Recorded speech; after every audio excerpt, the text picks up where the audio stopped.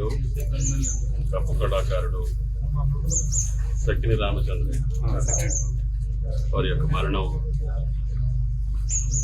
గ్రామీణ ప్రాంతాల్లో పూర్వకాలం ఉన్నటువంటి కళల్లో అత్యంత ప్రాచీనమైనది, ప్రాధాన్యత కలిగినటువంటి ఆ కళకు సంబంధించి కేంద్ర ప్రభుత్వం గుర్తించి మన జిల్లాలోనే రామచంద్రయ్య గారితో పాటు ఆ వనజీవి రామయ్య గారికి కూడా పద్మశ్రీ అవార్డు ఇవ్వడం జరిగింది.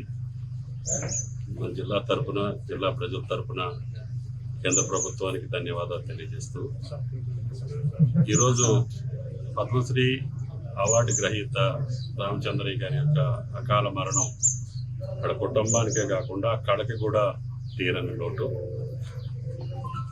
వారి యొక్క ఆత్మకి శాంతి చేకూరాలని, ఆ కళకు సంబంధించి ఏమాత్రం కుటుంబ సభ్యులు కావచ్చు, ఈ ప్రాంత ఆయన శిష్యులు కావచ్చు, దాన్ని కొనసాగించాలనేది ఆ ప్రాచీన కళల యొక్క ప్రాధాన్యతని ఈనాటి తరాలు కూడా గుర్తుంచుకునేటట్టుగా ఆ కార్యక్రమం కొనసాగాలని ఆ భగవంతుడిని కోరుకుంటూ, రాష్ట్ర ప్రభుత్వం తరఫున గతంలో ఏదైనా ఇన్సూరెన్స్ ఇచ్చుంటే, ఏదైనా ప్రకటనలు ఇచ్చుంటే, ఏదైనా ఈ పద్మశ్రీ అవార్డు గ్రహీతలకి సహాయ సహకారాలు అందిస్తానని చెప్పుంటే దాన్ని ప్రభుత్వంలో ఏం జరిగింది, ఎప్పుడు ఇచ్చారు, ఏంటి అనేది పరిశీలించి వాళ్ళకి తగు న్యాయం చేసేదానికి నా ప్రయత్నం చేస్తాను.